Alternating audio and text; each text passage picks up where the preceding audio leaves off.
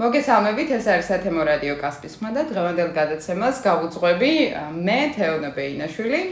ჩვენი რადიო კასპის ხმას შეიქმნა პროექტის მისი ხმას ფარგლებში DVV International-ისა და გერმანიის საგარეო საქმეთა სამინისტროს ფინანსური მხარდაჭერით, რომელსაც პარტნიორობას უწევს გერმანიის სათემო რადიო Z და კასპის მუნიციპალიტეტის ზრდასრულთა ცენტრი. დღევანდელ გადაცემაში ვისაუბრებთ და ზოგად მიმოხილვას გავაკეთებთ რადიოს მნიშვნელობაზე ჩვენს მუნიციპალიტეტში. ამ თემაზე სასაუბროდ კი გადაცემაში სტუმრად გვეყოლება კასპის მუნიციპალიტეტის მერიის განათლების, კულტურისა და სპორტის სამსახურის ხელმძღვანელი ქალბატონი თეა ხორბალაძე. მოგესალმებით ქალბატონო თეა. მადლობა გადაცემაში სტუმრობისთვის. აქვე პირველ კითხვასაც დაგისვათ, რას ფიქრობთ პროექტის მისი ხმას შესახებ და თქვენი ხედვით რა შესაძლებლობებს იძლევა მუნიციპალიტეტისთვის სათემო რადიოს არსებობა საგანმანათლებლო და კულტურული მიმართულებით. მადლობა მოგესალმებით თქვენ მსმენელს. მადლობას მოგახსენებთ მოწვევისათვის და ამ შესაძლებლობისათვის, რომ ყოფილიყავი სათემო რადიოს ერთ-ერთი სტუმარი. უპირველესად მინდა წარმატებები ვუსურვო სათემო რადიოს და გადაცემა მისი ხმას. თეონა, ასევე შენ პირადად, როგორც ამ გადაცემის წამყვანს, დარწმუნებული ვარ, ბევრი საზოგადოებისთვის საინტერესო რესპონდენტი გეყოლება. აქტიურ თემებით, რომელიც კიდევ უფრო მეტად დააინტერესებს მსმენელს. რაც შეეხება ჩემს სამსახურეობრივ პოზიციას, დასაქმებული ვარ და არც ისე ცოტა ხანია კასპის მუნიციპალიტეტის მერიის განათლების, კულტურისა და სპორტის სამსახურის ხელმძღვანელის პოზიციაზე 2013 წლიდან დღემდე. მინდა აღვნიშნო, რომ უმნიშვნელოვანესი სფეროა განათლება, რომელიც ჩემი სამსახურის საკურატორო დარგია, რაშიც იგულისხმება სკოლამდელი განათლება. რაც პრიორიტეტია და მნიშვნელოვანია ჩვენი მუნიციპალიტეტის თვითმმართველობისათვის. მომავალი თაობის აღზრდა და განვითარება, მათი კომფორტული გარემოს შექმნა, რაც თითოეული აღსაზრდელზე დადებითად აისახება. აქვე მინდა აღვნიშნო, ჩვენს მუნიციპალიტეტში სხვადასხვა სოფლებში შენდება ახალი თანამედროვე სტანდარტების საბავშვო ბაღები. აღსანიშნავია ისიც, რომ დაწყებულია საბავშვო ბაღების ავტორიზაციის პროცესი და სიამაყით მინდა ვაცნობო ჩვენს მსმენელს, პირველ ეტაპზე საუკეთესო მუნიციპალიტეტებს შორის მოხვდა ჩვენი საბავშვო ბაღები. ასევე კულტურის სფერო, რომელიც მნიშვნელოვანია ჩვენი მუნიციპალიტეტის განვითარებისა და წინსვლისთვის. ვამოყობთ ჩვენი ღირსეული წინაპრებით, ვისაც უდიდესი წვლილი აქვს ჩვენი ქვეყნის განათლებასა და კულტურის სფეროში. საკმარისია ვახსენოთ დიდი ივანე ჯავახიშვილი, გიორგი შატბერაშვილი, ნიკო ცხედაძე, დაუმარცხებელი გენერალი გიორგი მაზნიაშვილი, დიდი მოურავი, გიორგი სააკაძე, წმინდანები, ძმები კარბელაშვილები, ომარ კელაკლიშვილი, მარო თარხნიშვილი, ეკატერინე გაბაშვილი, ეკატერინე თარხნიშვილი. როგორც აღვნიშნე, ჩვენ მუნიციპალიტეტი დიდი ტრადიციების და კულტურის მქონე მუნიციპალიტეტია. შესაბამისად, ჩვენი სამსახური გეგმავს და ახორციელებს კულტურულ ტრადიციულ ღონისძიებებს, როგორიცაა ხალხური, ქართული სიმღერისა და გალობის ფესტივალი, სადაც საქართველოს სხვადასხვა კუთხიდან ჩამოდიან ფოლკლორული ანსამბლები, როგორც ვაჟთა, ასევე ქალთა ანსამბლები. სხვადასხვა და ეს ღონისძიება, ეს ფესტივალი მინდა აღვნიშნო ასევე, რომ ტარდება სოფელ სამთავისის საკათედრო ტაძარში. ასევე ყოველ წელს იმართება სახალხო დღესასწაული კასპობა, ქალაქ კასპში, რომელსაც მოსახლეობა დიდი სიხარული და სიყვარულით ელოდება, რომელშიც წარმოდგენილია ჩვენი მუნიციპალიტეტის კულტურა და ტრადიციები. მონაწილეობას იღებენ ფოლკლორული ანსამბლები, როგორც ადგილობრივი, ასევე მოწვეული სტუმრები. მონაწილეობას იღებენ ასევე ქალთა ანსამბლები, როგორც ცეკვის, ასევე სიმღერის ქალთა ანსამბლები, როგორც არის ქალთა ანსამბლი კაბადონი. ადგილობრივი ანსამბლი დიახ, კაბატონი.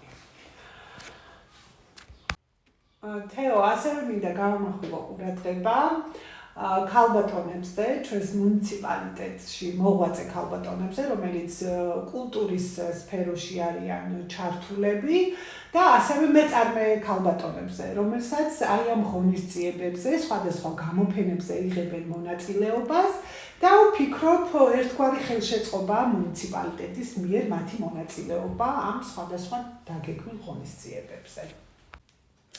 ქალბატონო თეა, როგორც ახსენეთ, ხელოვანი და მეწარმე ქალბატონები აქტიურად არიან ჩართული მუნიციპალიტეტის მიერ დაგეგმილ სხვადასხვა სახის აქტივობებში და საინტერესოა კულტურულად და უბრალოდ კონკრეტულად რა მიმართულებას მოიცავს მათი აქტივობა და რამდენად მისაბაძი იქნება ნიჭიერი და პასიური ქალბატონებისთვის მათი საქმიანობა. დიახ. ეს არის კულტურის სფეროს სხვადასხვა მიმართულებები, როგორიცაა ფერწერა, თექაზე მუშაობა, ხალხური რეწვა. მინდა აღნიშნო, რომ ამ მიმართულებით დიდი ტრადიციებით გამოირჩევა სოფელი გომი, სადაც ოჯახის ქალბატონები უშუალოდ ჩართული არიან და აკეთებენ წნულისგან ულამაზეს ნაკეთობებს. ეს მთელი ოჯახია ჩართული, განსაკუთრებით ქალბატონები. თქვენ მკითხეთ ასევე მეწარმე ქალბატონები, რომლებიც აქტიურად ეწევიან საოჯახო ბიზნესს. როგორიცაა, მე მინდა ერთ-ერთი ქალბატონი ვახსენო, როგორიცაა ფერმერი ირმა გოგობერიძე. მას თხის ფერმა აქვს და საკმაოდ მოთხოვნადია როგორც ადგილობრივ ბაზარზე, ასევე საერთაშორისო. განსაკუთრებით ინტერესდებიან ტურისტები. და მინდა მას წარმატებები უსურვო, იმიტომ რომ ეს დიდი შრომის ფასად ხდება. მინდა თქვა, რომ ეს მათი შრომა მართლაც ამ ქალბატონების დასაფასებელია და ამავე დროს მისაბაძი. ძალიან კარგი. ჩვენ წარმატებას უსურვებთ ქალბატონ ირმას და ქალბატონ თეა, რა სიტყვით ახალგაზრდების შესახებ? ჩვენი მუნიციპალიტეტისთვის მნიშვნელოვანია ახალგაზრდების ინტერესები და მათი ჩართულობა მუნიციპალიტეტის აქტივობებში. მათი мотиваციის ამაღლების მიზნით მუნიციპალიტეტს აქვს ახალგაზრდული არაერთი პროგრამები. მერია ზრუნავს წარმატებულ სკოლის კურსდამთავრებულებზე და წარჩინებულ სტუდენტებზე. აღსანიშნავია, რომ წარჩინებულ სტუდენტებს ენიშნებათ ტარიელ შარიფაშვილის სტიპენდია. პრიორიტეტია ასევე მუნიციპალიტეტისთვის ჯანსაღი ცხოვრების წესის ხელშეწყობა ახალგაზრდებისთვის. ფუნქციონირებს უფასო სპორტული წრეები, სპორტის სხვადასხვა მიმართულებით. მოწესრიგებულია ინფრასტრუქტურა, რაც ერთ-ერთი მნიშვნელოვანია სპორტსმენის დამეთანხმებით წარმატებისთვის. ამის დასტურია ჩვენი მუნიციპალიტეტის წარმატებული სპორტსმენები თითქმის ყველა ასაკში. კიდევ ერთი სიახლე მინდა სპორტის სფეროში გავაჟღერო, რომ იგეგმება საცურაო აუზის მშენებლობა. მათ შორის მნიშვნელოვანია, რომ გოგონები ძალიან აქტიურად არიან სპორტის სახეობებში ჩართული, დადიან სხვადასხვა წრეებზე და მინდა ვთქვა, რომ საკმაოდ წარმატებულადაც ართმევენ თავს. ეს იყო რაც მოკლედ მინდოდა მეთქვა ჩემი სამსახურის საქმიანობის ირგვლივ, თუმცა სათქმელი ძალიან ბევრია. და კიდევ გამორჩა, მინდა დამატებით ვაცნობო ჩვენს მსმენელს, რომ სულ ახლახანს რეაბილიტაცია გაუკეთდა კასპის კულტურის ცენტრს, რაც ვფიქრობ ხელშეუწყობს ჩვენი ახალგაზრდების კულტურულ, სპორტულ და საგანმანათლებლო ცხოვრებაში. თეა, დიდი მადლობა საინტერესო და აქტუალური თემების გაჟღერებისთვის. ვიმედოვნებთ, რომ ჩვენი მსმენელისთვის გახდება მისაბაძი და სამაკალითო და მათგანაც წამოვა ინიციატივა ჩაერთონ ჩვენი მუნიციპალიტეტის კულტურულ საგანმანათლებლო ცხოვრებაში, რადგან მსგავსი აქტივობები სასიცოცხლოდ მნიშვნელოვანია. აქედან გამომდინარე, თქვენ როგორ ფიქრობთ, რამდენად აქტიური იქნება საზოგადოების ჩართულობა მსგავს აქტივობებში? დიახ, მადლობა თეო.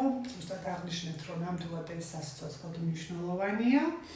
და ვფიქრობ, ეს პლატფორმა რადიო სივრცე მისცემს საშუალებას თითოეულ ჩვენთაგანს გააცნოს ფართო საზოგადოებას მიმდინარე მოვლენები და სასიკეთო საქმეები, რაც ჩვენს მუნიციპალიტეტში ხორციელდება.